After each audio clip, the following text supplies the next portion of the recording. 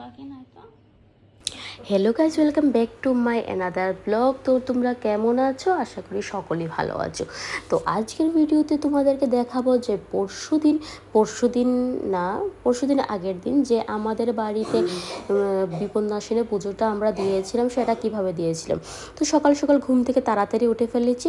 তাড়াতাড়ি উঠি, ফুল তো তাড়াতাড়ি পাড়তে হবে, তো ফুলগুলো তাড়াতাড়ি পেরে নিয়েছি। ভেবেছিলাম যে এইবার 13টি ফুল দিয়ে পুজোটা দেব। তো ভাবছি কী ফুল দিব। আমাদের এখানে তো 13টা ফুল নেই। তো ভেবেছিলাম যে হয়ে যাবে, লাস্ট পর্যন্ত হয়েও গিয়েছে, অনেক কষ্টে আর কি। তো দেখো ফুলগুলি দেখাচ্ছি। আমাদের যে বাগানে যে ফুলগুলো আছে, আমাদের যে ছোট বাগানটা আছে না, সেটার মধ্যে অনেকগুলো ফুল থাকে, ফুল গাছ আছে। তো সেটাই তোমাদের কাছে দেখাচ্ছি। আর মা দেখো কি করছে। মা এখানে সবজিগুলো পেরে নিচ্ছিস ক্ষেতের থেকে, কারণ আজকে একটু ভোগ দেব, তার জন্য সব কিছু আস্তে আস্তে করে আমরা রেডি করে নিয়েছি। আমি সকালবেলা উঠে ফুল টুল পেরে নিয়েছি, আর তারপর আমার বোন সব কিছু যাবতীয় সব কিছু রেডি করে বসিয়ে দিবে ভোগ রান্নাটা। তারপর আমি গিয়েছিলাম বেলপাতা পাড়ার জন্য, কারণ মা আর বাবা বাড়িতে থাকবে না, তার জন্য চাষ করার সব কিছু আমাদের দুজনেরই করতে হবে। তো আস্তে আস্তে করে বেলপাতাগুলো পাড়তে গিয়েছিলাম। আর এখানে দেখলাম একটা ফুল, যেহেতু ফুলগুলা হতে অনেক কষ্ট হয়েছিল, তো ভেবেছিলাম যে এই ফুলটাও নিয়ে নিই, কিছু তো কাজে লেগে যাবে। তো এইখানে দুব্বু ছিল, দুব্বুটা নিয়ে নিলাম। দুব্বু, তুলসী পাতা সব কিছু আয়োজন করে নিয়েছে। আর হলুদ তো লাগেই, তো হলুদ একটা, আমাদের যে বাগান আছে এখানে হলুদ একটা নিয়ে নিলাম। তারপর দেখো রান্নার কাজটা আমার বোন সেরে নিচ্ছে, আর আমি কাটাকুটি কাজটা সেরে নিচ্ছি। আর তোমরা এখানে দেখো আমি কি করছি, মানে আমরা কি আয়োজন করছি, তোমরা সবটাই দেখতে থাকো। আর আজকে কিছু মনের কথা তোমাদের কাছে শেয়ার করা ইচ্ছে করলো, তো ভাবলাম শেয়ার করি। মনের কথা না ভাবতে গেলে কিছু একটা রিয়েলিটি, কিছু একটা সত্যি কথা। আমরা সব সময় ভেবে থাকি যে ঠাকুর আমাদের সঙ্গে এটা কেন করে, আমাদের সঙ্গে ওটা কেন হতে পারলো না। তো অনেক কিছু ভেবে থাকি আমরা, কিন্তু ভাবাটা অনেক সময় ভুল ধারণা হতে পারে।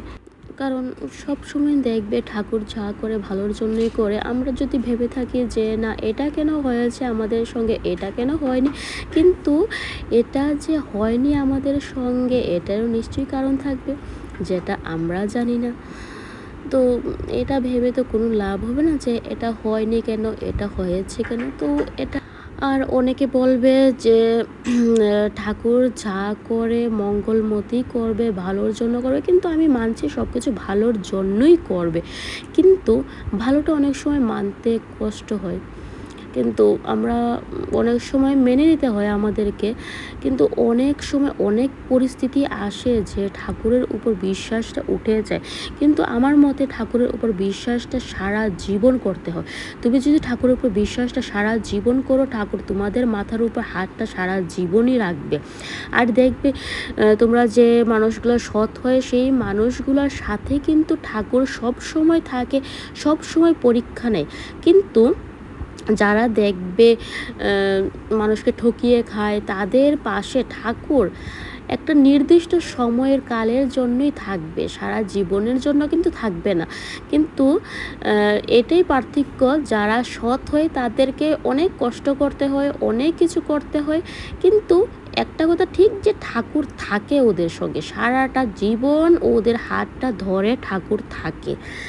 আর যারা সৎ পথে চলে না বা অন্যকে ঠকিয়ে যায়, ওদের পাশে নির্দিষ্ট সময় কালের জন্যই ঠাকুর থাকে, অন্য সময় ঠাকুর থাকে না। তো এটা আমার কিছু কথা বলার ছিল। তোমরা অবশ্যই সবটাই জানো, সবাই জানো এই কথাটা, তবুও আমি তোমাদের সাথে কিছুটা শেয়ার করার চেষ্টা করলাম। তো দেখো আজকের পুজোটা তোমাদের কাছে কেমন লাগলো। আর ভোগ রান্নাটা তো বোন আর আমি মিলেই করেছি, দুজন মিলে, যেহেতু বাড়িতে অন্য কেউ নেই। আর নিমন্ত্রণ বলতে আজকে সবার বাড়িতেই পুজো ছিল। তো আজকে নিমন্ত্রণ করেছিলাম আমার দুটো ফ্রেন্ডকে, কিন্তু ওরা আসতে পারে না, কারণ ওদের বাড়িতে পুজো। আমার বোনের ফ্রেন্ডকেও বলা হয়েছিল, ওদের বাড়িতে পুজো, তো তার জন্য আর বলা হয়নি কাউকে। আর আর মা বাবা গিয়েছিল আগরতলাতে ডাক্তার দেখানোর, আজকেই সময় ছিল, তো তার জন্য ওই দেখো রামধনুর মতো কিন্তু উঠেছে, মানে পুজোটা পূর্ণতা পেল। তো আর আসন পুজোটা আমি দিয়ে নিচ্ছি। আর আজকের ব্লগটা এখানেই শেষ, আবার নেক্সট ব্লগে দেখা হবে।